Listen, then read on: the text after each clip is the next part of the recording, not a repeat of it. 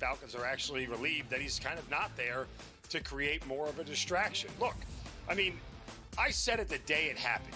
It was one of the stupider decisions I've ever seen by a professional NFL franchise to sign a quarterback to a $180 million contract and then draft his replacement exactly 5 weeks later. This was a terrible organizational decision by the Falcons. Now, they're going to spin this, and this is what's annoying about the Falcons and their PR staff. They're going to spin this as if this is the plan we had all along. This is the plan that when, Kirk Cousins either got hurt or didn't play well or got too old, we were going to have Penix come in. And guess what? The new plan is now we're going to keep Kirk Cousins as a backup. So if Michael Penix gets hurt, we told you so. We were right for keeping him on the roster. We were smart for keeping him here. No, this whole thing has been an abject disaster. The Early Line, only on SportsGrid. The game is on. The stakes are high, but the action isn't just on the field. He's rearranging that rim. Get it inside! SportsGrid's in-game live. Your ultimate second screen experience. Just a little flyer, couple of 15.5 points live line. Every prop, every play, every day. Anything can happen. It's complete chaos. It's smarter to be on SportsGrid.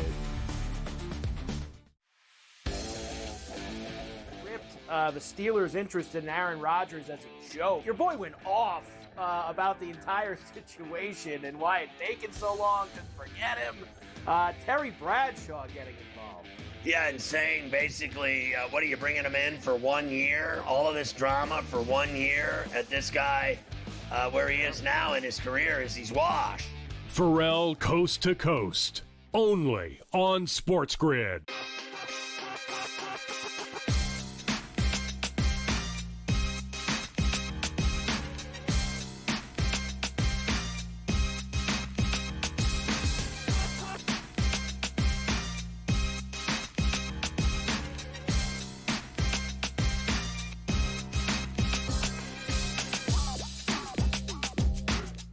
And welcome in, a very happy Friday to you now, June the 6th. I'm Joe Raineri. It is Game Time Decisions here on the SportsGrid Network, and we're getting ready, of course, for plenty of action this weekend, including, well, we got Game 2 tonight of the NHL Stanley Cup playoffs as the defending champion Florida Panthers looking to rebound after a 4-3 overtime loss in Game 1. That puck will drop just after 8 o'clock Eastern time back in Edmonton for what should be, a pretty fun series. If Game 1 is any indication of what we're going to get here, I would expect to zigzag a lot in this series. So should be a lot of fun. We'll have much more on that game coming up, not to mention we have 15 Major League Baseball games getting ready to go here. One in the books, actually an early afternoon game in the sun and the humidity in Tampa Bay, Florida, as the Rays continue. Well, they're winning ways, doing it once again. And the poor Marlins, they can't beat the Colorado Rockies. They can't beat the Tampa Bay Rays. They lose this afternoon 4-3 there as the Rays continue to roll at home. Looks like they have figured some things out there in Tampa. We have a couple of rain delays currently right now with games that are getting ready to start momentarily. The Phillies are at PNC Park in Pittsburgh. That is in a rain delay right now. Tarp is on the field. You'll recall that Pirates-Houston game last night was about a 2-hour rain delay before they finally started that game last night. So looks like much of the same here with the Phillies coming to town to start that weekend series. And the Yankees at home welcoming in, you know who, the Boston Red Sox. Walker Buehler set to take the mound for the Red Sox. Will Warren going for the Yankees this game as well. Some thunderstorms in the area. Tarp is on the field. We'll wait to see if that game starts just after the top of the hour. In the meantime, we've got a homecoming of sorts getting ready to take center stage in Washington, D.C. as the Nationals welcome back Can't even believe I'm saying it. Patrick Corbin. That's right. Patrick Corbin. Then 2019, quite honestly, let's face it, the MVP of that Nats team who ends up running the tables, winning the World Series. Well, he gets to go back there tonight only as a member of the Texas Rangers. Rangers, man, they got beat up in Tampa by the Rays. And still having a hard time putting runs on the board. Michael Soroka going for Washington. And he has had his ups and downs this year as he's still trying to work it out after a couple of seasons on the IL. Well, former Atlanta Brave seems to have figured some things out here. The Nats at a pick'em price over the Texas Rangers. That game coming up in just a couple of minutes. We did have some breaking news over the last hour, some unfortunate news in Major League Baseball as the Arizona Diamondbacks, who are getting ready to take on the Cincinnati Reds in Cincinnati. In fact, what a unbelievable series they had against Atlanta over this week. Big come from behind win. Well, they also got Eduardo Rodriguez back off the IL, only to learn that their ace, Corbin Burnes, is going to be shelved for the rest of the year, plus as he is ready to have Tommy John surgery next week. That announcement came out over the last hour. Not great news, obviously, for Arizona, who is in one of the toughest divisions in Major League Baseball with the Dodgers and the Padres. Even the Giants have been performing well. The ace of the staff, never easy to go down, and we kind of knew it when we watched Patrick Corbin throw that last game, and you could see him talking to his catcher saying, yeah, I think the elbow is done here. I got nothing left. So he said he heard it pop, and of course, they were hoping that it wouldn't be anything serious. Unfortunately, the ligament damage got to be operated on. Tommy John surgery, no more Corbin Burnes happening for the Arizona Diamondbacks. We also have a late scratch, by the way, in that Philadelphia game as Bryce Harper has been given the night off. Looks like he was a late scratch. Again, waiting for that game to get it going, as that is in a rain delay currently right now. Also, J.P. Sears was finally named the starter tonight for the Athletics, as they're going to be taking on the Baltimore Orioles, the suddenly red-hot Baltimore Orioles, by the way. And we do have a pitching change, I believe, for the Colorado Rockies. Ryan Rollison is expected to start tonight in Colorado. The red-hot Rockies, in fact, they are putting together a little winning streak. Something tells me the Mets are not going to be impressed. Sensateo was supposed to start in that game. That is no longer happening here. However, Kodai Senga still ready to go for the New York Mets. That and plenty more baseball coming up here. Got a lot going on tonight in Major League Baseball as these weekend series, and as we get ready, of course, first big weekend in June. What a weekend it's going to be. We've got the Belmont Stakes, the final leg of the Triple Crown coming up this weekend. We have a French Open final in tennis all set up, both the men's and the women's side. And you've got a golf tournament in Canada right now that had not gone all that well for the favorite, Rory McIlroy. I think he shot 107 today, missed the cut, not very good for Rory McIlroy. The good news is we have got the U.S. Open coming up next week, so kind of a tune-up for some folks in that golf tournament, and then you mix it all together. More NBA action coming up. How about last night's Game 1? Are you having fun yet? As the Oklahoma City Thunder watched as every other team that has taken on the Pacers this postseason has watched, coming from nowhere to upset the home team, the Oklahoma City Thunder, getting upset at home, 111 to 110.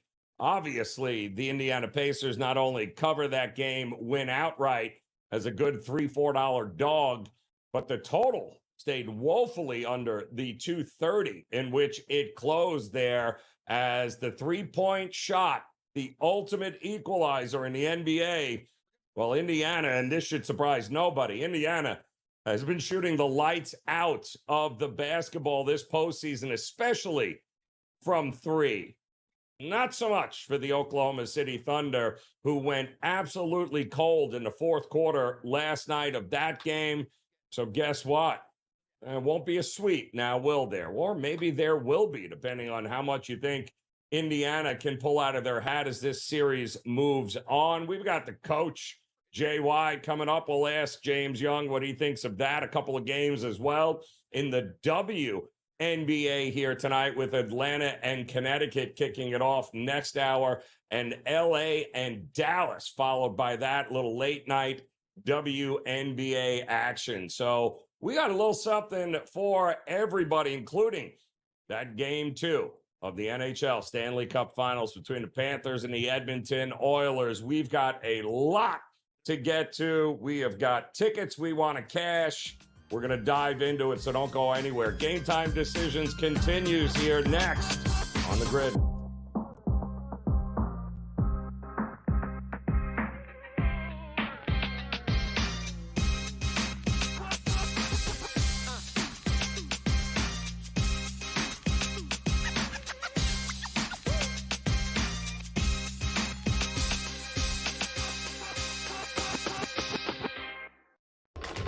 Enter into the magical world of McLuck.com, where even the smallest of spins can win real cash prizes. Adventure into over 1,000 of the best Vegas-style slot games. So what are you waiting for? Unlock your free welcome offer today. Join the fun where winners play and players win.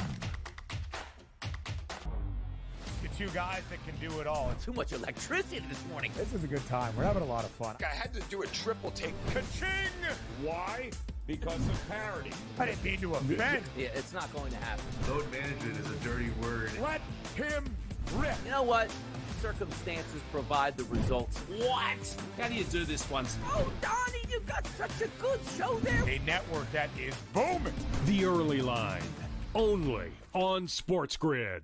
We're going to go through every single thing, and I've got a great team behind me that's going to help me get the job done. I want this to be the place that people come to. There is going to be an energy to Game Time Decisions that you will feel night in and night out. We are going to hit every single one of those markets that you need to know about. We will have everything at our disposal, and we will use that to our advantage. There is not going to be a better place, I promise you, than Game Time Decisions. I'm Kevin Walsh. Tune in to Game Time Decisions weekdays on SportsGrid. The game is on. The stakes are high. But the action isn't just on the field. He's rearranging that roof. Get it inside! SportsGrid's in-game live. Your ultimate second screen experience. A little flyer, couple of 15.5-point live line. Every prop, every play, every day. Anything can happen. That's complete chaos. It's smarter to be on SportsGrid.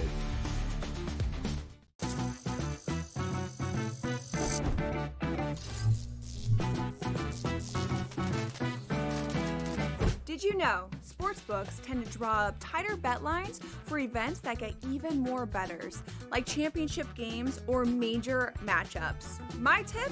Try betting on less popular sports. You might have a better shot at beating those odds. Now, go get lucky.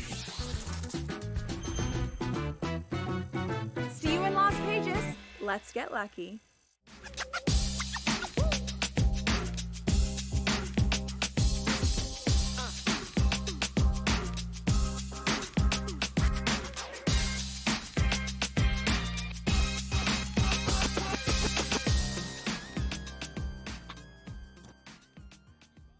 All right, welcome back in Game Time Decisions here on the SportsGrid Network. I'm Joe Raineri. Appreciate you stopping by as we've got a loaded slate tonight here as not only 14 Major League Baseball games remain to be played, one getting underway right now in Washington as the Rangers looking to do something when it comes to winning baseball games.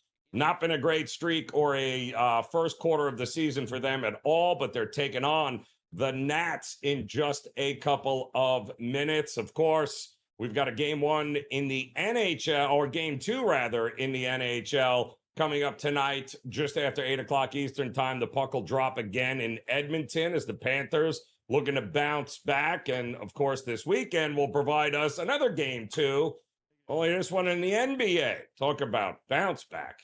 Talk about ready to roll. The coach, JY, in the house. James Young here to go. And I know, James, you, like everyone else, took out a second mortgage, put it on the money line for the Pacers in that game, especially when they were down 15 in the fourth. Just seemed like a responsible thing to do there. But are we really surprised, Coach, at what we got last night from this Pacers team? Should we be? Honestly, no. I mean, I still was, but at the end of the day, Joe, this team is a reflection of Rick Carlisle, right? Their ability to come back, their ability to not give up, the ability to stay the course. So, I just found it interesting that, there was an interesting tweet, Joe, that came out this morning, and I want to pull it up. And I was so telling of that whole game, and it was something like they had 14 more shots in the paint. They committed 3 less fouls. They had this. They had that. They were at home, up 14, fourth quarter, 38 points by the MVP, and they lost. And it's like it's just shocking in a way that they won. But I mean, let's be honest, Joe. The Patriots have been the best road team in the NBA in the playoffs. They have stolen games left and right. And Rick Carlisle, who has been disrespected too long, is arguably, he could be the best coach in the NBA, what he's doing with this team, because it's not just this run, it's beating the Knicks when they were underdogs, beating the Cavs as huge underdogs. How they're doing it. I mean, Joe, I put in a play, and I talked about it on the podcast on air, that I took Lou Dort to lead the series in threes at 5-1. And he's tied. I'm like, okay. But with Obi Toppin? This is what we're getting out of them. I know Tyrese Halliburton hits big shots, but they all do. Miles Turner was dead in the water. Barely did anything in the first half. Guys banging threes in the fourth quarter down. Double digits. So shout out to them, but I do think you may get let's say, a game 2 versus Denver performance by Oklahoma City. You can't have the team turn over the ball that much and you don't win. Something tells me Mark Daigneault will adjust. 20 turnovers in the first half was just an absurd number any which way you cut it. But a lot of those were kind of those dead ball fouls, offensive fouls. It was not a lot of opportunities to get out and transition for OKC last night. It looked like Indiana, the nerves were rolling early. But again, the reason they come back is they adjusted and they didn't turn it over 20 times in the second half. What is game 2, you think? If it's going to be a blowout, is it OKC in the first half again? Do they bounce back, or do you think Indiana punches back? No, I would take OKC minus a point in the first half in the first quarter. It was so crazy because Joe, I had it reversed last night. I liked the Pacers plus the points in the first half, and I figured that Oklahoma City would throw their punch in the second half. It was the reverse. Oklahoma City threw the punch in the first half, up double digits, and then here came Indiana in the second half. I don't think Indiana is going to win this game. I am a little nervous about laying 11. I mean, the books are telling you they're expecting a blowout. If they go from 9.5 to 11 for a team that's been as good as they've been on the road, they're telling you it's coming. I'm worried about the backdoor cover. So like you, I will lay the 3, the minus 2.5, minus 3.5 first quarter, minus 6.5 first half. Get into your position, get yourself out. And then if it's close at halftime, expect that second half run by Oklahoma City. I thought it was interesting. No Isaiah Hartenstein starting. They kind of went smaller. Hated it. Did you like that move? Hated it. Kevin and I were on last night, pregame, and it literally dropped right when we started. And Kevin and I looked at each other. I looked at Kevin and said, I hate it. because of the fact that you're taking away your strength. To me, OKC, their advantage was to start Holmgren and Hartenstein together, force Turner on Hartenstein, Siakam on Chet, and now you got an advantage somewhere in the backcourt with someone with Halliburton. By going to Kason Wallace, now you allowed obviously Chet to be guarded by Miles Turner.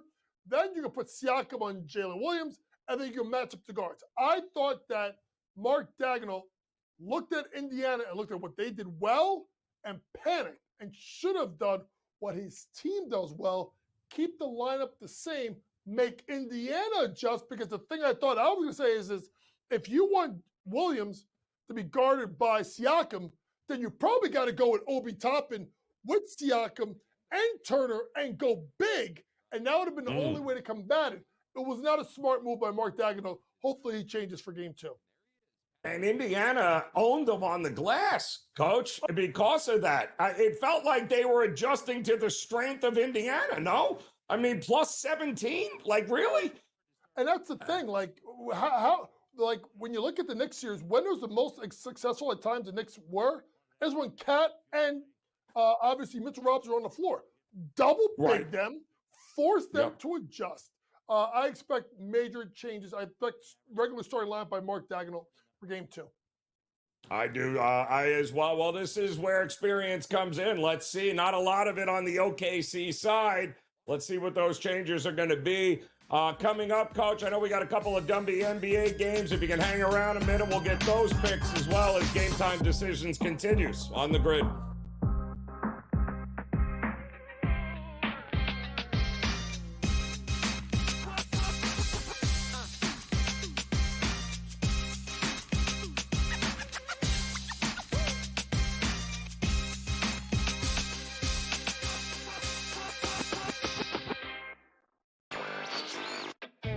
No one is going to pick Indiana.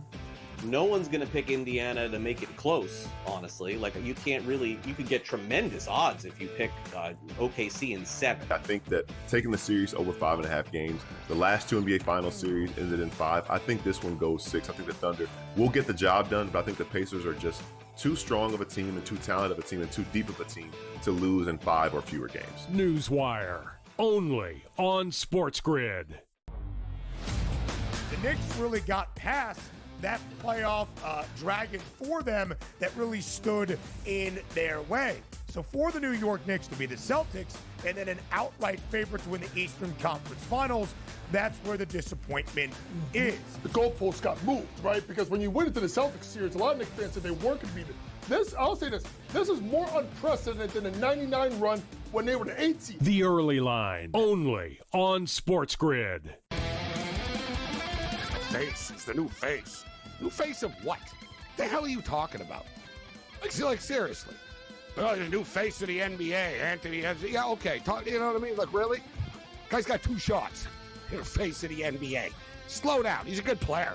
I've always thought the whole face of the NBA thing was comical. You want him to be the face of the NBA because you don't like it that all the other faces of the NBA aren't American. Sports Rage tonight, only on SportsGrid. And if you go through Cat, that means Cat at 11-1 could be Eastern Conference Finals MVP. The worst team in the WNBA is the Chicago Sky. They have no perimeter play. They're playing too many minutes. And Angel Reese doesn't have the help she needs. Betting above the rim, only on SportsGrid.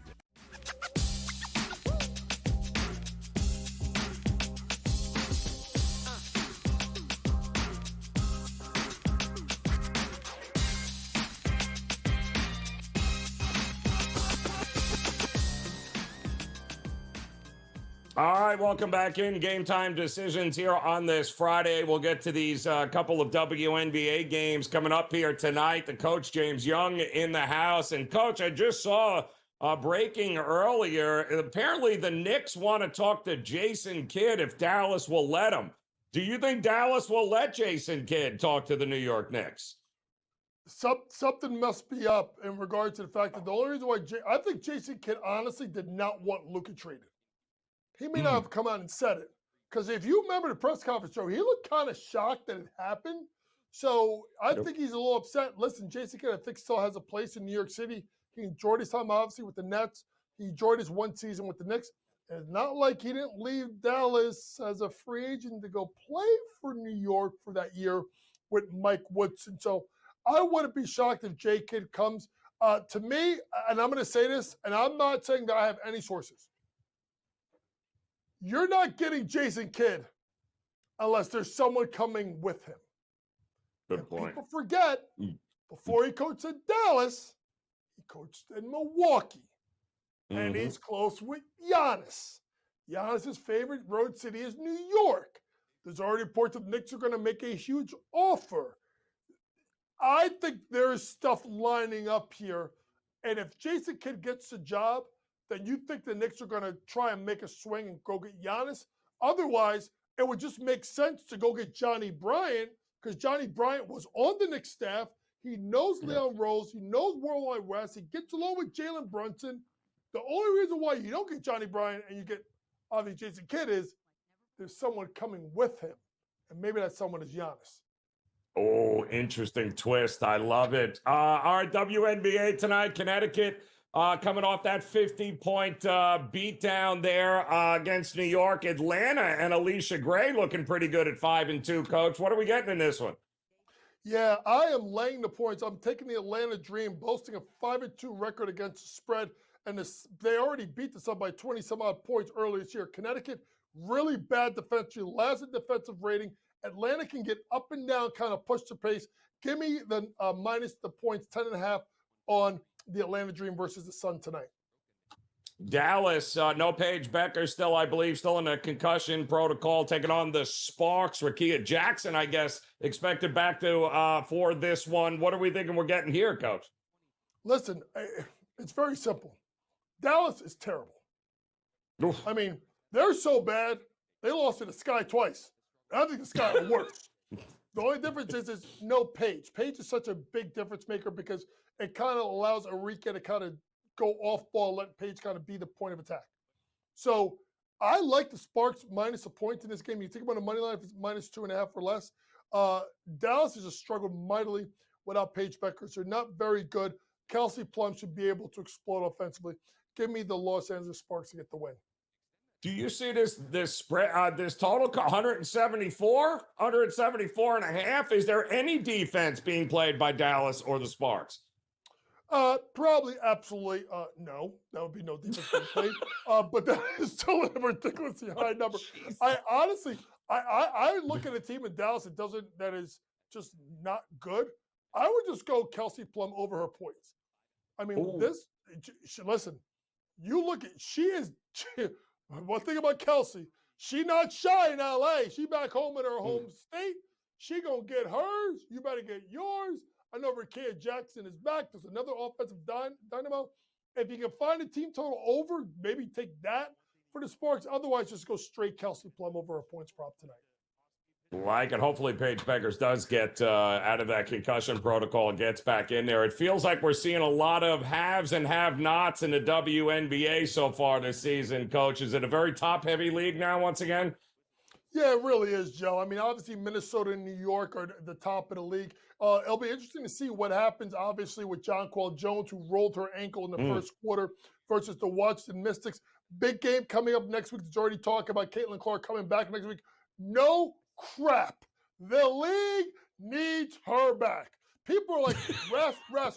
They're like, no. We need you. I mean, they probably put her in the DeLorean in a time machine and put her back to 1955 to make, well, maybe people don't really know about that movie. But you get my point.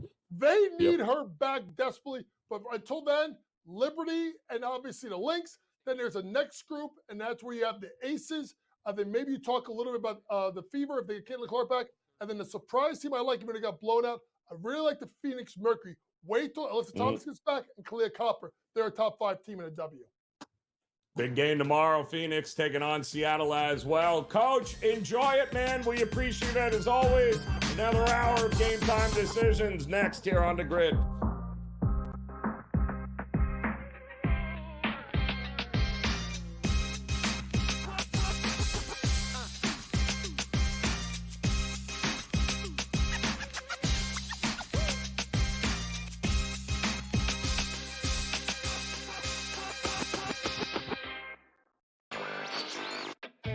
No one is going to pick Indiana.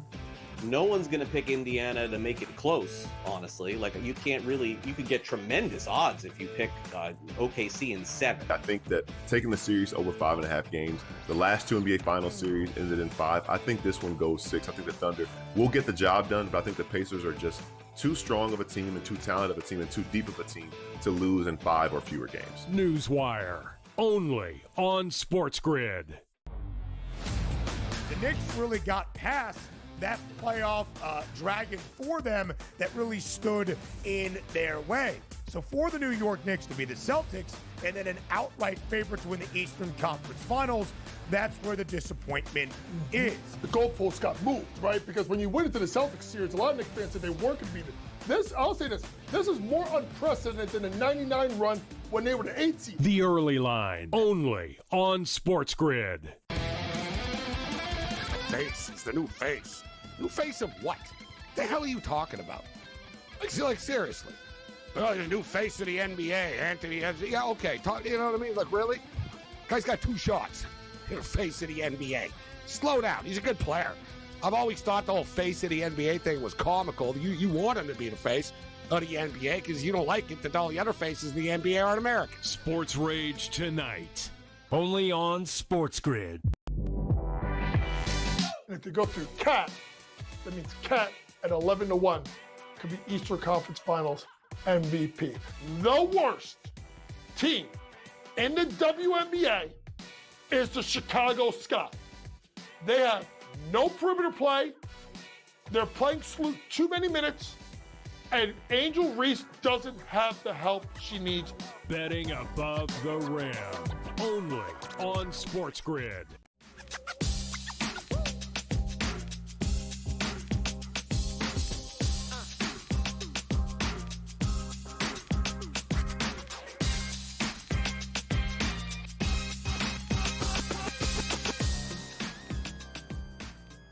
All right, welcome in Game Time Decisions on this Friday. Here we go now, June the 6th. I'm Joe Raineri. Appreciate you stopping by as we're getting ready for plenty of action here tonight as well as this weekend. Big weekend, in fact. We got the NBA Finals off to a great start. Huge upset last night with the Pacers overtaking the Oklahoma City Thunder as a 10-point dog, winning outright. We got game 2 coming up on Sunday. We also have the Belmont Stakes, the final leg of the Triple Crown. That will take center stage tomorrow from Saratoga. We've got a French Open Finals, men and women taking center stage. We got the U.S. Open on the PGA Tour coming up next week. So a little something for everyone, including, let's face it, Game 2 of the Stanley Cup Finals taking center stage tonight, just after the top of the hour. Let's bring in our good friend Joe Madden, who is, everything we could possibly have hoped for. That was a great Game 1 that at any point could have gone either way, Joe. Edmonton gets it in the end of the overtime there because, well, you can't shoot the puck out into the crowd. That's a delay of it's a penalty. So both teams get to now regroup and drop the puck here, Joe, in an hour. So what are we expecting here in Game 2 of this series? I'm excited for Game 2, Joe. We saw such a great battle out there in Game 1. Edmonton coming out and scoring first, but I was kind of shocked that they were able to still get that win in overtime with Florida going up 2-1 in that first period. It was a fantastic showing out of both of these teams, and I do think there needs to be improvements on both sides. We saw Edmonton coming out with 46 shots on goal on Bobrovsky. He did a stellar job of standing tall, but the Florida Panthers really need to keep the puck out of their zone. They can't allow Edmonton to play that style of game again. They just allowed Edmonton so much time and so much possession there. So I'm looking for them to clean it up. I'm also looking for them to clean up those penalties out there on the ice, allowing Edmonton 4 chances. And we ultimately know in overtime. That is what sealed the deal with Edmonton scoring on the power play. So I do think we're going to see a cleanup.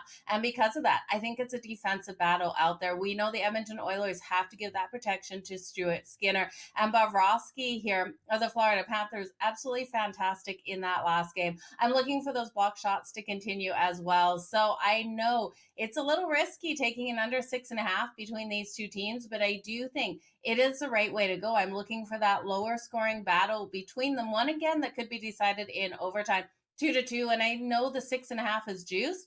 I don't even mind, Joe, ulting it to under 5.5 because I do think it's a 5-goal game, 3-2 style win for one of these teams. If I remember, Greg, we saw this script play out in the Toronto series with Florida, too. Couldn't get it done. Game 1, a ton of goals, went flying over. They didn't look great. Nobody makes adjustments quite like the Florida Panthers. Come back in game 2, and I believe that was, a 2-0 or 3-0 game. So you're thinking maybe first period under as well as full game? Are we giving these offenses too much credit right now? You know what? I'm going to be very cautious with that first period. Like I did in that last game, I thought Edmonton would take the first period, and I was hoping it would stay a 1-0 first period, but Florida was able to answer back with those 2 goals. So 3 goals in the first period in the last.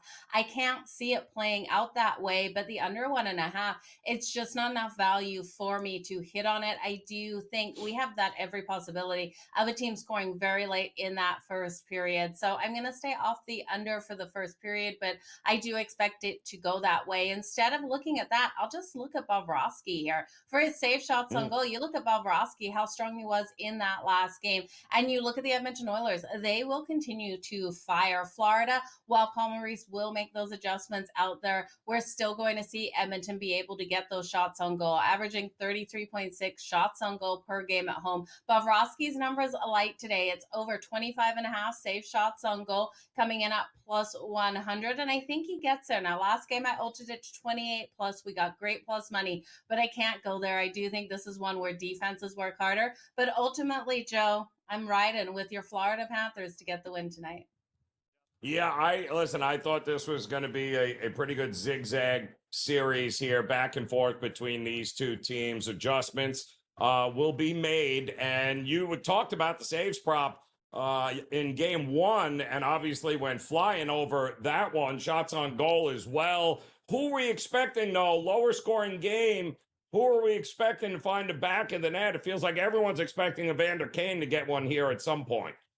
Yeah, you could look at Evander Kane. I do think Evan Bouchard is a great person to look at as well for the Edmonton Oilers. Looking at him in the last game, 1 assist and 7 shots on goal. So he came out, he was just firing so strong from that blue line. Connor McDavid is an unstoppable force out there. That's why he's known as one of the best players out there on the ice. 2 assists in the last game, 4 shots on goal. So that's where I would look, as well as Ryan Nugent-Hopkins for the Edmonton Oilers, just coming out strong. Sam Reinhart for the Florida Panthers, so I do think they'll be able to capitalize on the power play. We know in his career last season, this season, how strong he has been out there on the power play. So I'd look at him for the power play point tonight. And Sam Bennett, there's no denying how strong he's been out there for the Florida Panthers. I do think there's so much depth of both of these teams out here that it is risky taking an anytime goal scorer, because we could see multiple guys be able to put the puck in the back of the net in a lower scoring game. Not my favorite way to go, but I do think, Joe, this is going to be a live betting, fantastic situation out there on the ice. If you came back in on Edmonton in that last game, after Florida went up, you were able to get Edmonton up plus 600 on some books when Florida was up 2-1 going into that second period. So make sure you live bet this game. I do think it's going to be a 1-goal game either way. It's interesting too. We saw the series price flip too. Edmonton now a $2 favorite. If people haven't jumped in, now probably not a bad time to jump in with the Panthers if you didn't want to lay money before game 1. But now you got them at plus 160, 165 here. Not a bad time if you think Florida wins tonight. They're not going to be that price come game 3.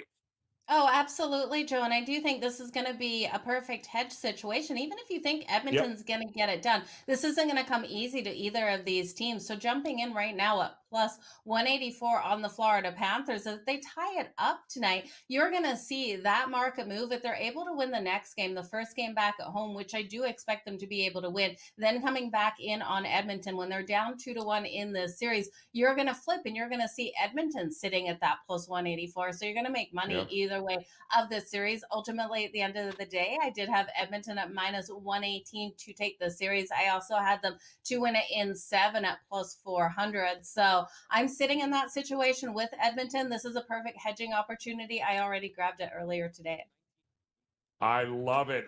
One of the things we have talked about all playoffs long, Joe, is the ability of teams in the playoffs who lose the game prior. They end up getting on the board first. Teams coming off a loss in the playoffs have scored the first period goal in the next 60% of the game. So, all right, so Florida's getting the first goal of this game. Joe, give me a name. Give me somebody to play here. Who are you thinking?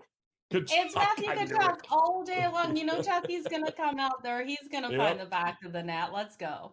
First goal scorer, let's it's going go. to be plus 1,200. If it's Bennett, I'm going to scream. But not enjoy, but my goodness, unbelievable. The guy just shows up when it matters the most every time. Joe, we appreciate it as always. Should be a great game coming up at the top of the hour. We'll talk to you more, of course, in-game live a little bit later tonight as we have Game Time Decisions continuing next on the grid.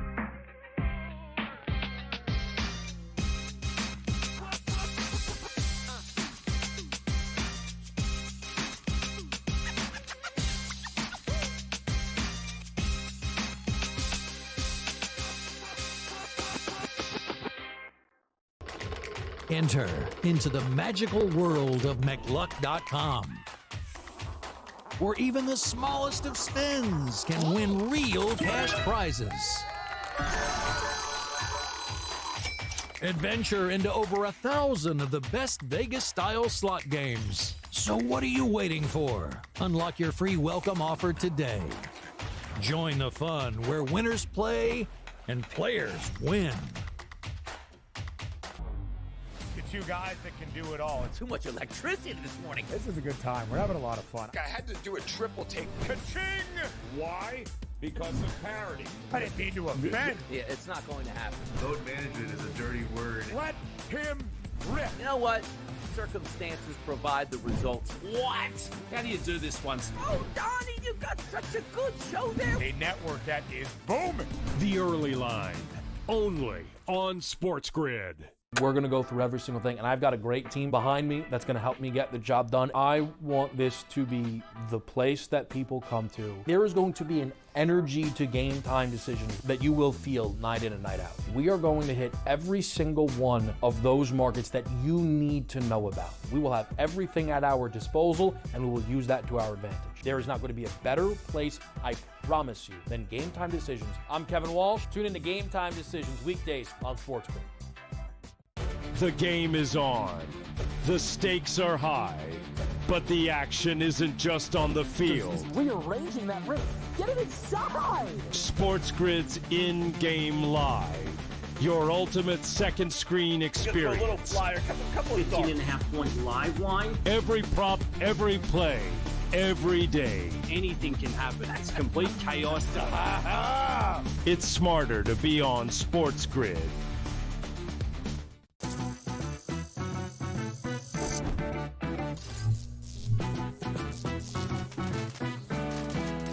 Did you know sportsbooks tend to draw up tighter bet lines for events that get even more bettors, like championship games or major matchups? My tip, try betting on less popular sports. You might have a better shot at beating those odds. Now, go get lucky. See you in Las Vegas. Let's get lucky.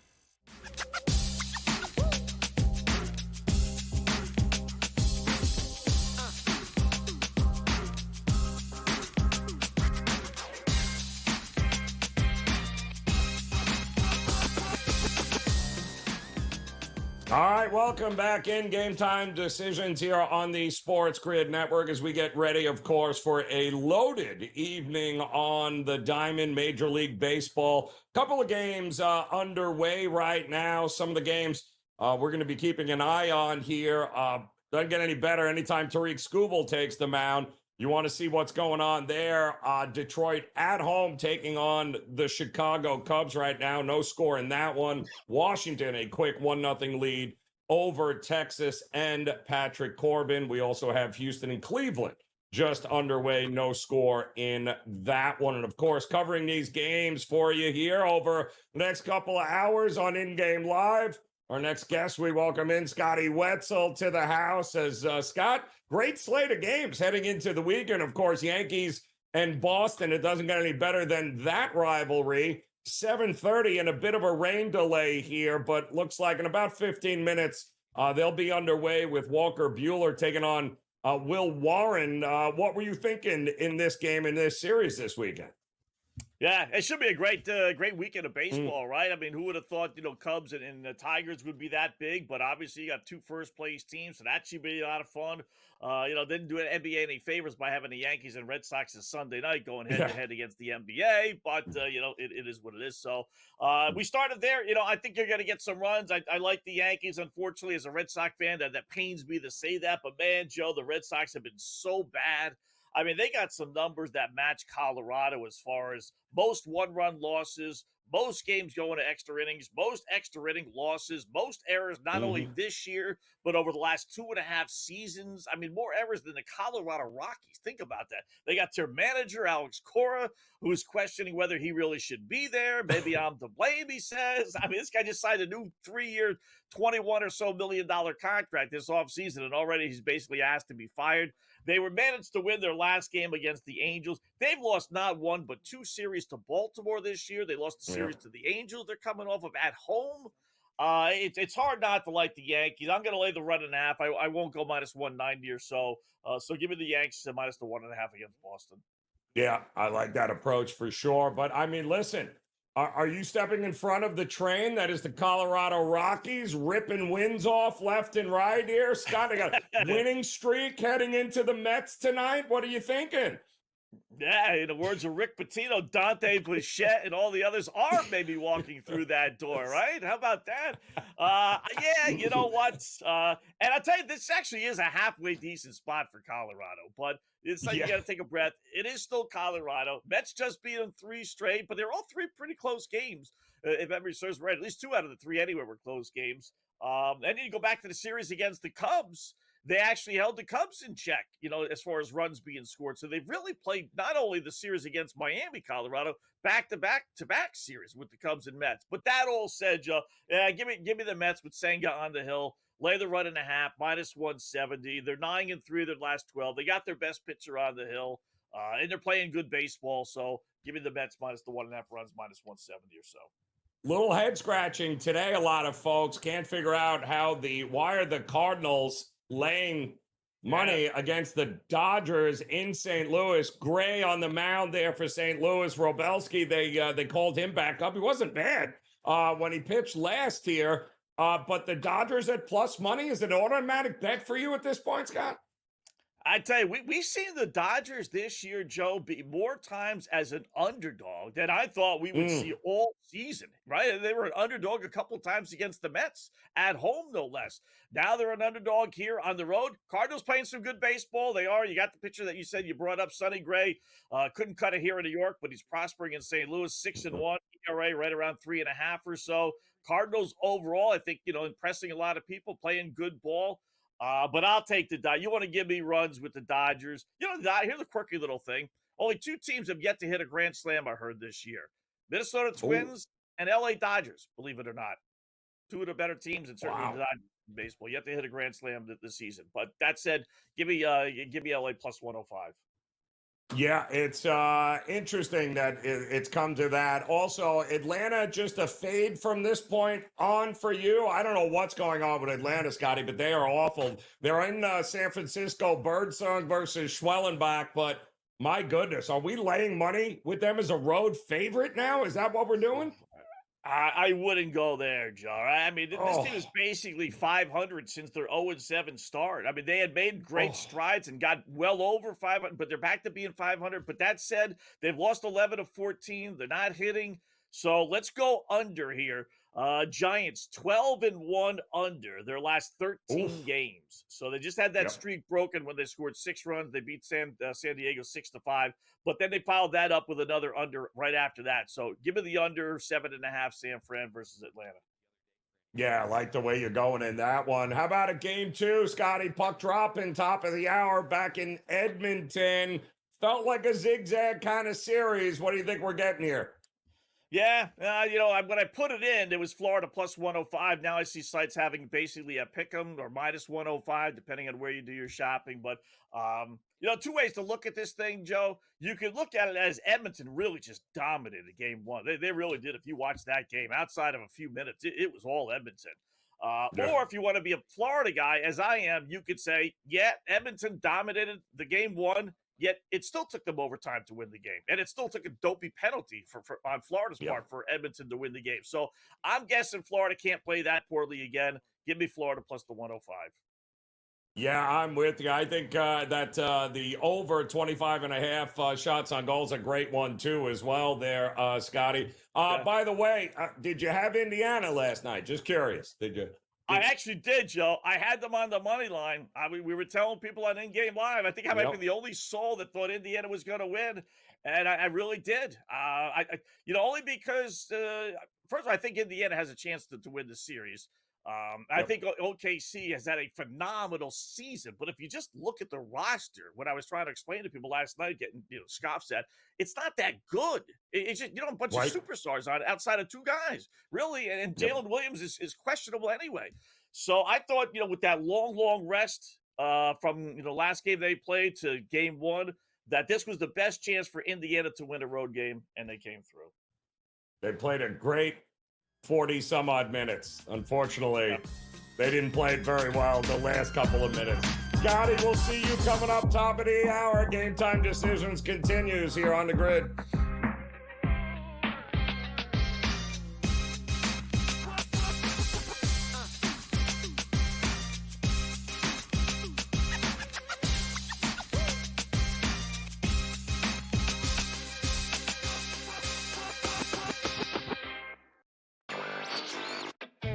No one is going to pick Indiana.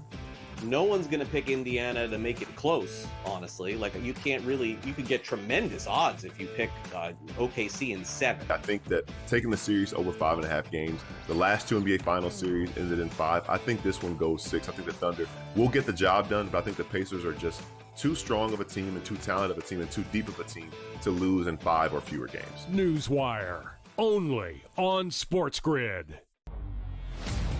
The Knicks really got past that playoff dragon for them that really stood in their way. So for the New York Knicks to be the Celtics and then an outright favorite to win the Eastern Conference Finals, that's where the disappointment is. The goalposts got moved, right? Because when you went into the Celtics series, a lot of Knicks fans said they weren't going to be this. I'll say this. This is more unprecedented than a 99 run when they were the 8th seed. The Early Line, only on SportsGrid.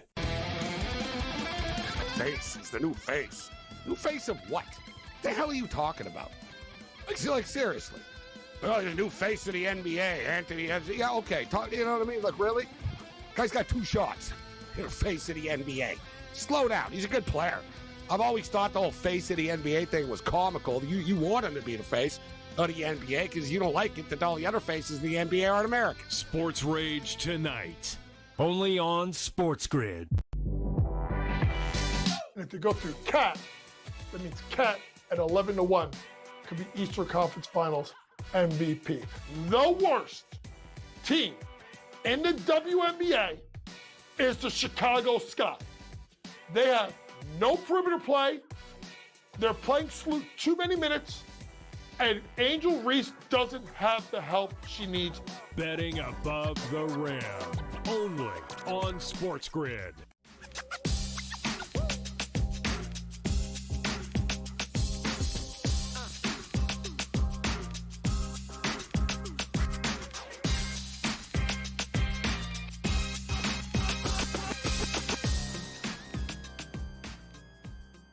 All right, welcome back in Game Time Decisions here on the SportsGrid Network. I'm Joe Raineri. Appreciate you stopping by as we are underway. We had 15 games slated in Major League Baseball today. We had an early afternoon, a little matinee going on today in Tampa as the Rays continued their winning ways.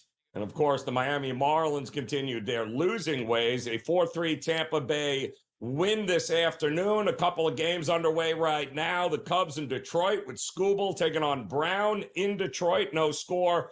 Top of the second in that one. Washington, a 1-0 lead over their former Nats player there, that being Patrick Corbin, who has been lights out, folks. And I mean lights out. I can't believe I'm even saying that, but yes. A year ago, it was fade Patrick Corbin Day every fifth day that he took the mound. Not so much this year. Texas is not winning games because they can't score runs, but that had nothing to do with how good Patrick Corbin has been lately. 1-0 in that one there. Arizona also underway against Cincinnati, top of the second. No score in that one. And of course, if you're just joining us, we learned a little while ago that Arizona, tough break here. They announced that their ace, Corbin Burns, going to have to undergo Tommy John surgery. He is out for the rest of the season and maybe a little bit more there. You may recall when he was on the mound his last start, talking about how he felt something pop. Never a good thing from a pitcher, and that kind of stinks because Arizona, the bats are really starting to come around. The bullpen continues to be an issue for Arizona, but you can ill afford to lose in Burns if you're really going to make a run in that division against the Dodgers, the Padres, and the Giants. And speaking of those Padres, boy, they're going through it as well. Runs very hard to come by for the Padres lately.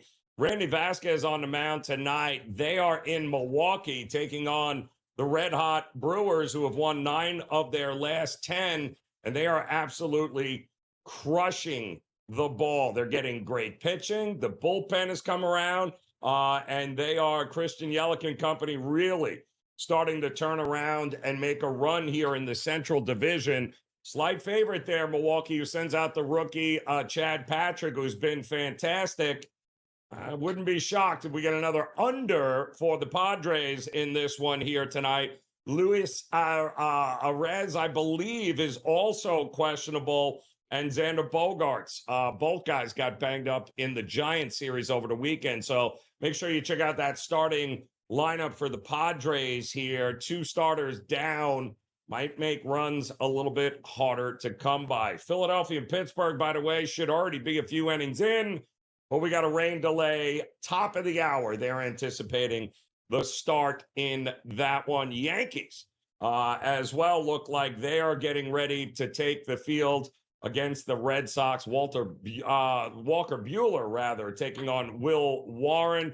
That, too, is going to be a slight delay, but they are getting ready to go. What a weekend series that's going to be. And by the way, the Guardians and the Astros, we've got no score in that one there. Also, Atlanta taking on Connecticut, WNBA action. That's getting ready to tip off. We talked to the coach earlier.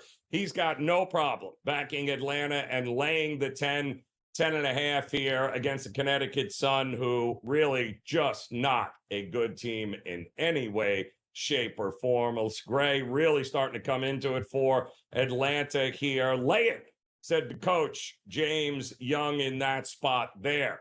Don't forget, we've got game 2 coming up just at the top of the hour. Edmonton taking on the current champions. That would be the Florida Panthers in what is going to be, I think, an epic game, epic series.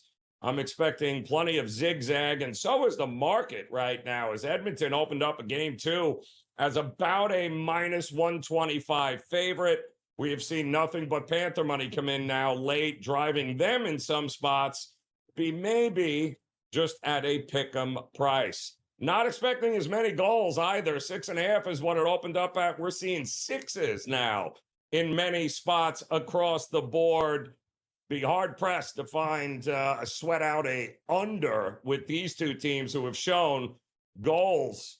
Yeah, well, they're coming. Both these teams can light up the back of the net here. Are you willing to sweat out an under here tonight? That's a tough sell for me here, but we got much more to get to. More Major League Baseball talk when Game Time Decisions continues on the grid.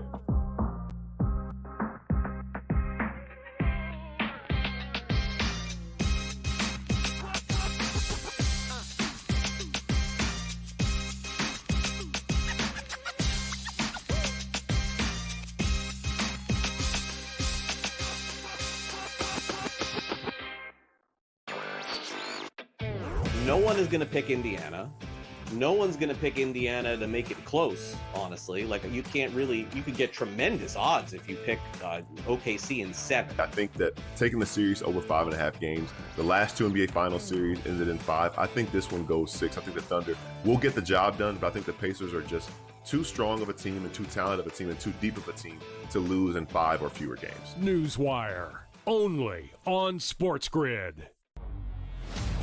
The Knicks really got past that playoff dragon for them that really stood in their way. So for the New York Knicks to be the Celtics and then an outright favorite to win the Eastern Conference Finals, that's where the disappointment is. The goalposts got moved, right? Because when you went into the Celtics series, a lot of Knicks fans said they weren't going to beat it. This, I'll say this is more unprecedented than the 99 run when they were the 8th seed. The early line, only on SportsGrid. Face is the new face. New face of what? The hell are you talking about? Like seriously. Oh, the new face of the NBA, Anthony. Yeah, okay. You know what I mean? Like, really? Guy's got 2 shots. You're face of the NBA. Slow down. He's a good player. I've always thought the whole face of the NBA thing was comical. You want him to be the face of the NBA because you don't like it that all the other faces of the NBA aren't American. Sports Rage tonight, only on SportsGrid. And if you go through Cat, that means Cat at 11-1 could be Eastern Conference Finals MVP. The worst team in the WNBA is the Chicago Sky. They have no perimeter play. They're playing too many minutes. And Angel Reese doesn't have the help she needs. Betting above the rim, only on SportsGrid.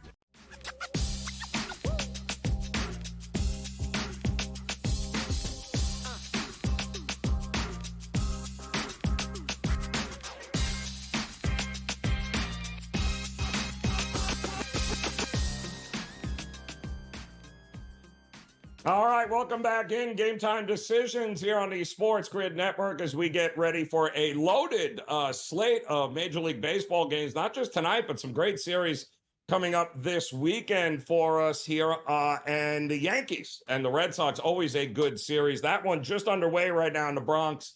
No score. We'll keep you posted as that comes along. Getting ready, of course, top of the hour for the Dodgers in St. Louis, which I also think going to be interesting. What are we going to get? When will the wheels fall off? If they fall off, this Cardinals team. Let's bring in our good friend Andrew Kelly here of Covers.com, keeping an eye on the slate here tonight. But let's start also with what the hell was that Minnesota yesterday? Did they even, were half the guys on the plane, Andrew, before that game was over? They're like, all right, let's get away from Sacramento here.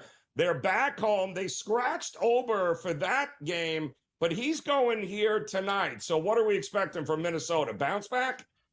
I'm betting the under on his outs recorded prop here tonight. I'm admittedly a Blue Jays fan that I try to take it out of my handicapping or use it as much as possible. Don't get me wrong, I will fade them any chance I get, but they're playing a little better right now. And Ober is a little due for a bit of a regression. His expected ERA is just at league average. So he's probably not pitching as well as those numbers indicate. His expected batting average for opponents is in the 39th percentile. Like I said, Jay's hitting a little better, and he's only hit the over on this 17.5 once in his last 5 starts. He just doesn't. What was so good for him early, he was really effective and efficient with those pitches, but he's only averaging just under 85 pitches per start. If the Jays can be patient, they don't strike out very much, they can run up that pitch count really quickly, and I like him to go under that at plus money.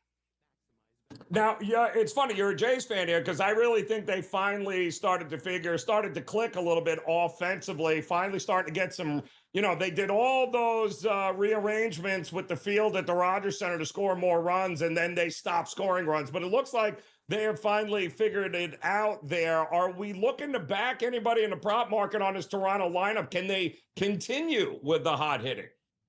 I think so. I love Alejandro Kirk right now. I think he's one of the most underrated players in baseball. He ranks in the 98th percentile in expected batting average. He just never strikes out, always putting the bat on the ball. I hope he makes the All-Star team this year. I think he's got some value in his hits markets and total bases markets right now.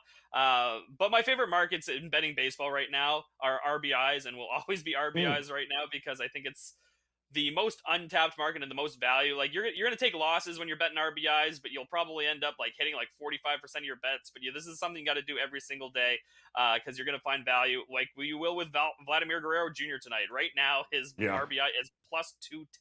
And that just seems like an error to me. Like this, it also leads into the idea that Ober's going to have a bit of a regression here as well. Guerrero, while he's only hitting like 279, he is in the 99th percentile in expected batting average. He hits the ball harder more often than almost anyone in baseball, except for guys maybe called Aaron Judge and Shohei Ohtani sort of thing. He's going to get a little more lucky with those balls falling. His big thing is really funny. He has the flattest swing plane in baseball, and I think people around Toronto just want him to just tilt it up just a little bit to see if he can hit a few more home runs. But right now, the RBI markets for Vladdy are quite valuable, I find.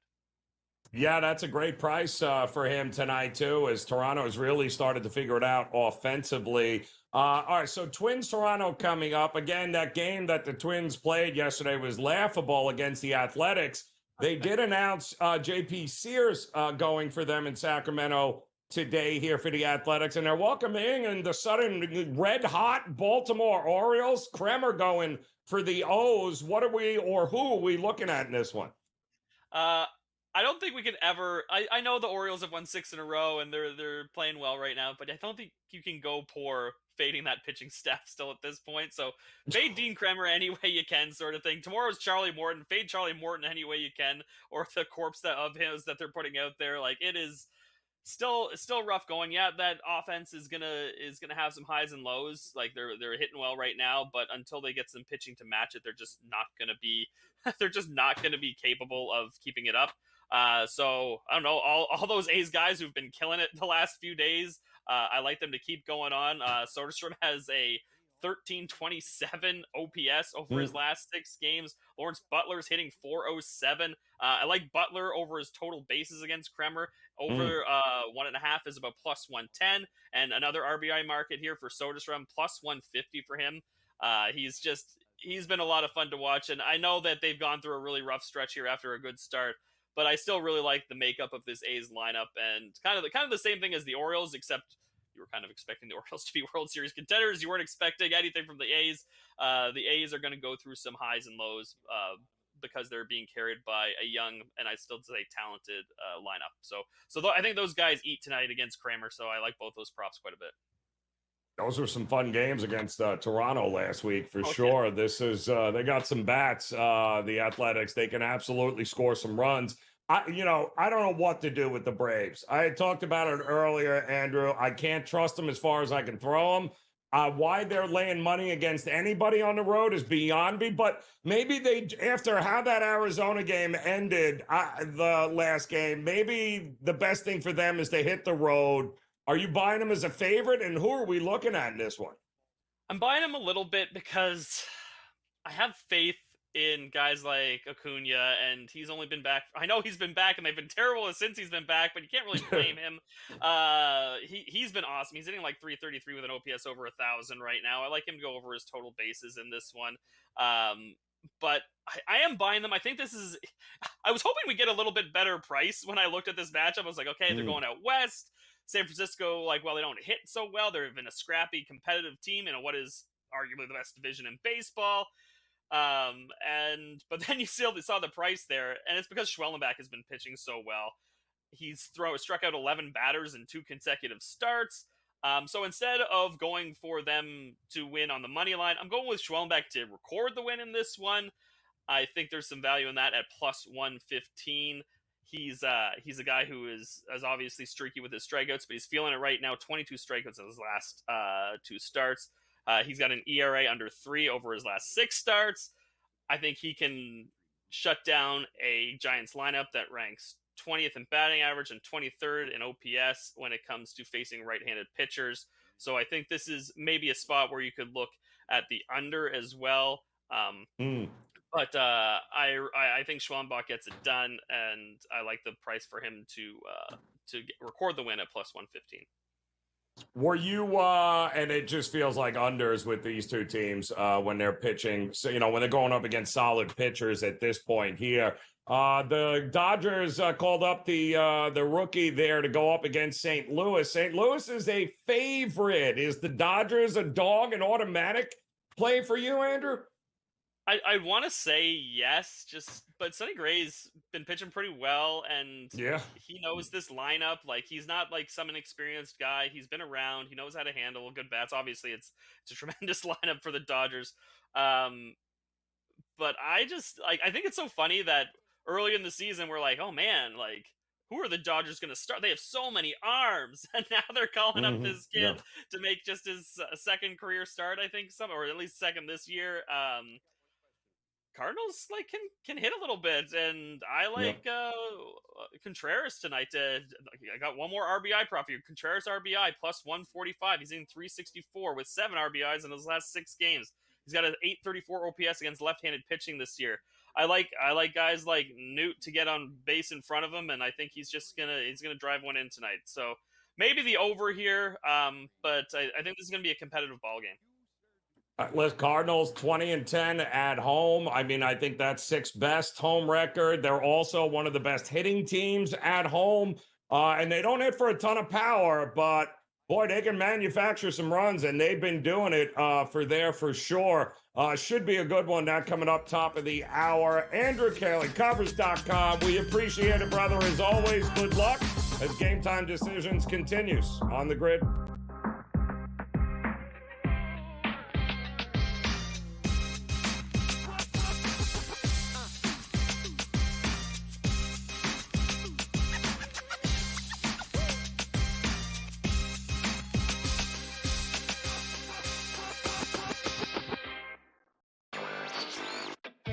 No one is going to pick Indiana. No one's going to pick Indiana to make it close, honestly. Like, you could get tremendous odds if you pick OKC in 7. I think that taking the series over 5.5 games, the last 2 NBA Finals series ended in 5. I think this one goes 6. I think the Thunder will get the job done, but I think the Pacers are just too strong of a team and too talented of a team and too deep of a team to lose in 5 or fewer games. Newswire, only on SportsGrid. The Knicks really got past that playoff dragon for them that really stood in their way. So for the New York Knicks to be the Celtics and then an outright favorite to win the Eastern Conference Finals, that's where the disappointment is. The goalposts got moved, right? Because when you went into the Celtics series, a lot of Knicks fans said they weren't going to beat it. I'll say this is more unprecedented than the 99 run when they were the 8th seed. The Early Line, only on SportsGrid. Face is the new face. New face of what? The hell are you talking about? Like seriously. Oh, the new face of the NBA, Anthony. Yeah, okay. You know what I mean? Like, really? Guy's got 2 shots. You're the face of the NBA. Slow down. He's a good player. I've always thought the whole face of the NBA thing was comical. You want him to be the face of the NBA because you don't like it that all the other faces of the NBA aren't American. Sports Rage tonight, only on SportsGrid. And if you go through Cat, that means Cat at 11-1 could be Eastern Conference Finals MVP. The worst team in the WNBA is the Chicago Sky. They have no perimeter play. They're playing too many minutes. And Angel Reese doesn't have the help she needs. Betting above the rim, only on SportsGrid.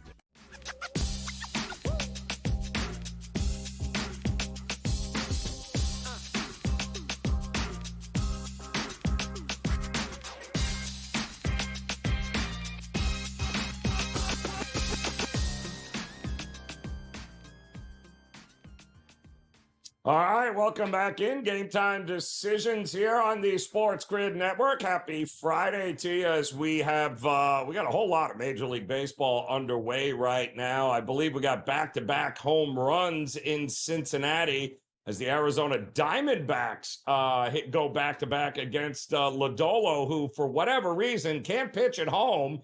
Great on the road, not so good at the Great American Ballpark.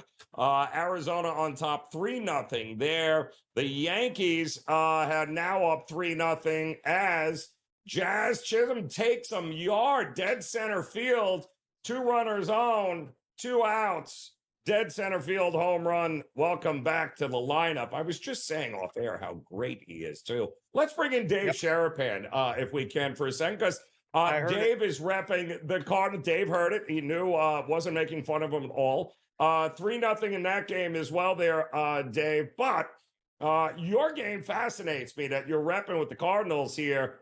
The rookie pitcher comes in. A lot of people I know, if they see a plus number next to the Dodgers name, no matter who they're playing it, Dave, they're betting them. Is that just what we're doing?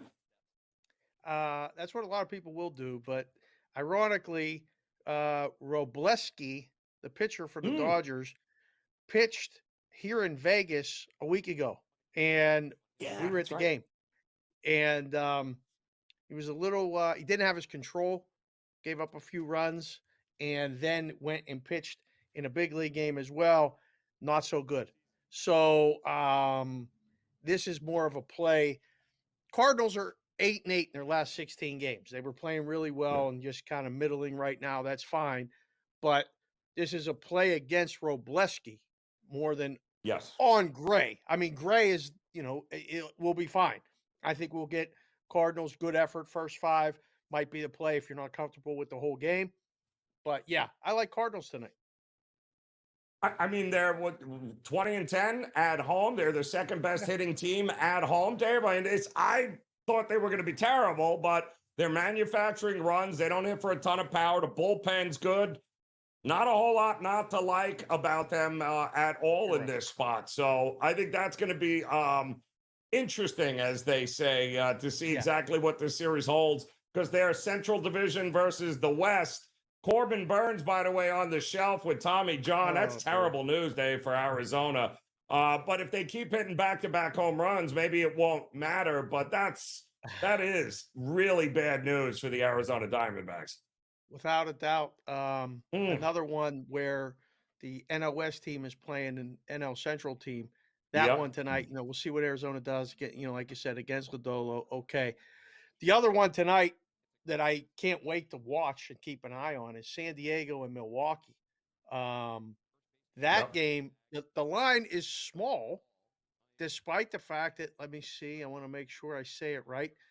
The Brewers enter the weekend as baseball's hottest team, winning 9 of their last 10 and 13 of their last 17 games, Joe. Not too often you get a team like that at it went up to minus 145, 150 out here in the desert. That was a little bit cheaper this morning. So I was hoping to get still minus 135, 140. But I like Milwaukee tonight in that game against Vasquez, and probably the under. But we'll wait and see on the total. You, anything in that game?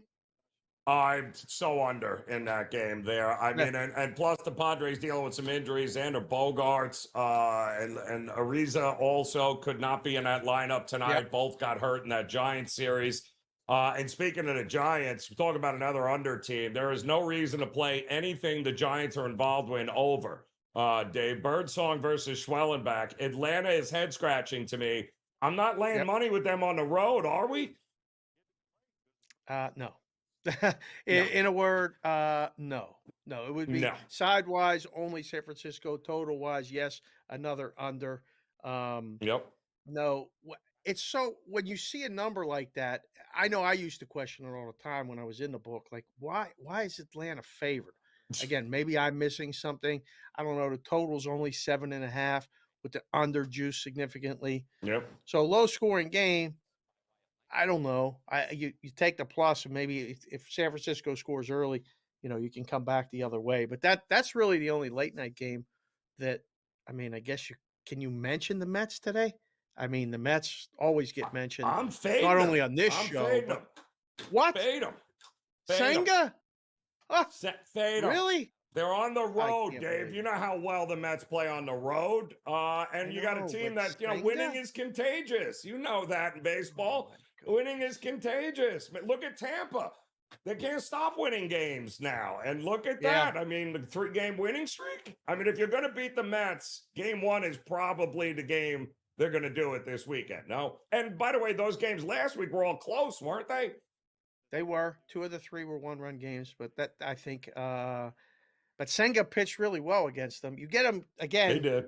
Right, a return trip in the Rockies, three in a row, beating the Marlins. So I mean, I guess winning creates winning streaks, all this other stuff. But yeah, I'm not ready to do that. What about the hockey game, Joe? I mean, we saw a tremendous hockey game last game. Yep. The Oilers beat Florida in overtime 4-3. It was great back and forth. Tonight comes back, pick 'em essentially. All the plus money on Florida is gone. The series price is gigantic. If you like Florida tonight, you have to owe it to yourself to take them in a series. I like Florida tonight, Joe. Not even just kissing your butt, because I know you're down there in Miami, and I know you'll be at Game 3 on Monday. But Panthers tonight. I know I said it from the beginning, Dave. I thought this was a series in which we could really capitalize on the whole zigzag theory because I think both of these teams, I think it's going to be a great series all over the place. Probably won't be the only overtime game we get in this series as well, I think, Dave. Yeah. But yeah, I think Florida, and I do think it makes sense why we're seeing the under money. If you like Florida, you're probably thinking less goals. We saw this with Toronto with them. Big score. They lost game 1, looked terrible, gave up a ton of goals. They come back in game 2. It was a shutout. I get the under here tonight. We'll have a few more plays in that as Game Time Decisions continues on the grid.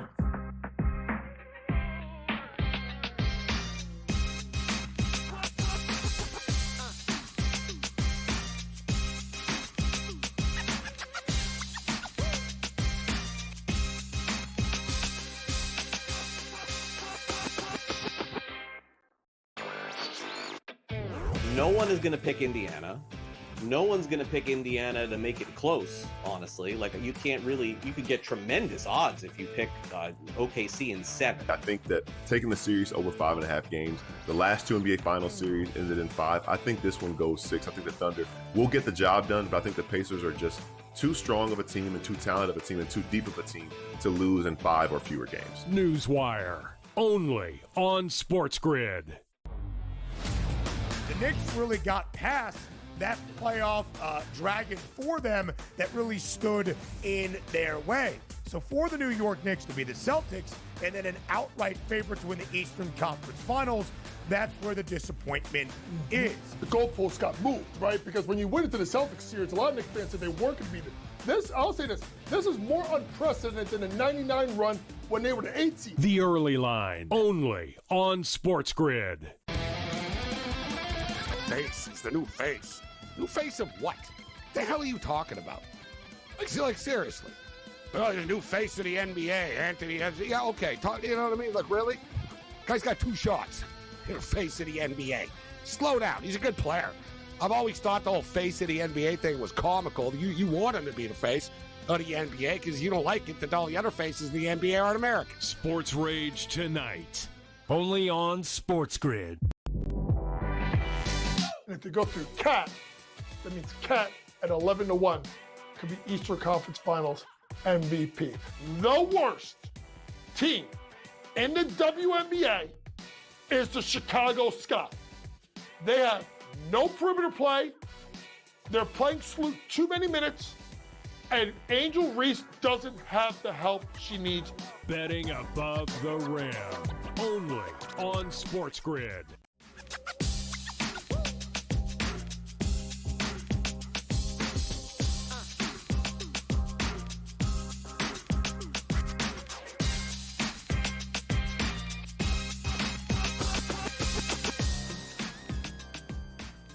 All right, welcome back in Game Time Decisions here on the Sports Grid Network as we get ready to pass the baton off here in game live. Next, Scotty Wetzel and our man Dave Sharapan will take over. And Dave, you got plenty of Major League Baseball going on, some good games on the West Coast tonight. That should be fun. You got Game 2 in Edmonton going to start after the top of the hour, and you mentioned it.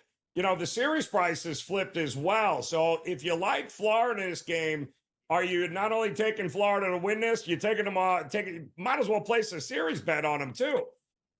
I think so, because no matter what happens tonight, and you guys can clip this and put this out on Monday if you want, when Game 3 is on Monday and Joe is at the game, the Panthers are winning Game 3.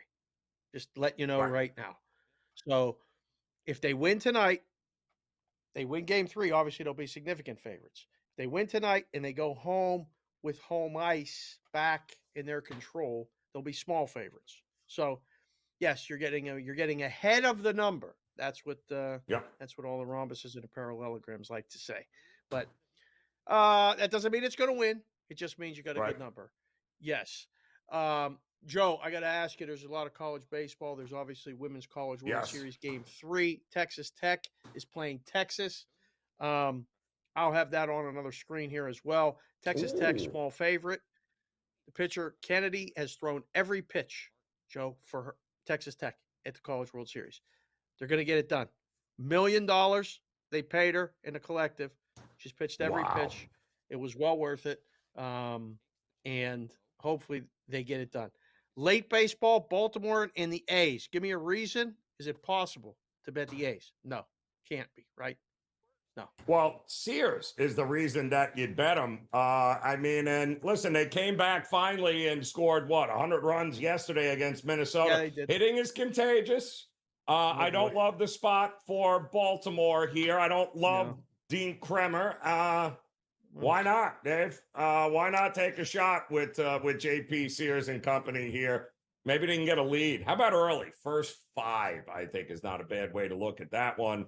You should also put a lot of money on Colorado to win this game tonight. Met fans are going to be crying all day when Soto goes 0 for 4 with 3 strikeouts. It's going to be absolutely awful. Either way, Dave, we're going to get to see you coming up here, top of the hour. You'll cover it all, brother. We appreciate it.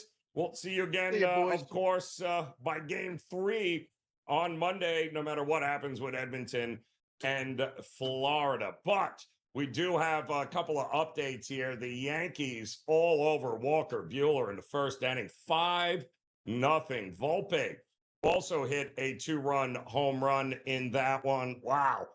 Not a good start for the Boston Red Sox. They are out of the bottom of the first. We head to the top of the second now. 5-0 Yankees on top of the Boston Red Sox. We got no score at Houston and Cleveland. Bit of a pitcher's battle going on there. Also, Kansas City and the White Sox. This was another interesting game. A lot of White Sox money came in today. Seth Lugo on the mound for the Royals. I'm guessing it had something to do with the fact that the Royals just played that doubleheader. Took 2 or 3, though, from the over that series against the Cardinals. But they did have a doubleheader they played on the road yesterday. Not like it's a whole lot down the road there with Kansas City and the Cardinals. But Lugo and Martin, who hasn't given up more than 2 runs, I believe, in his last 3 starts. So I kind of like the under in there. I don't trust either of these offenses that much. But Cincinnati is not to be undone. They've gotten a couple of runs back for Nick Lodolo, who gave up back-to-back home runs to the Arizona Diamondbacks. It was 3-0, top of the fourth now. It is 3-2. That is shaping up to be a pretty good one there. 24-19, Atlanta on top of the Connecticut Sun in the WNBA. Again, we had the coach on earlier. He liked laying the 10.5 with Atlanta tonight off the Connecticut Sun, who is just, they are not a good team at all. Much more still to come your way. Plenty more Major League Baseball. One more WNBA game coming up between the Sparks and Dallas. That's coming up at 9:30 Eastern. But get ready. Should be a whole lot of fun here. The puck is getting ready to drop in Edmonton as the Panthers and the Oilers getting ready to do battle. Game 2, I like the under. I like the Panthers to get it done in this one. I also like the Panthers to be the first team to score a goal in this one here. Enjoy the games. In-game live coming up next. Game Time Decisions. We'll see you again on Monday on the Grid. Have a great weekend.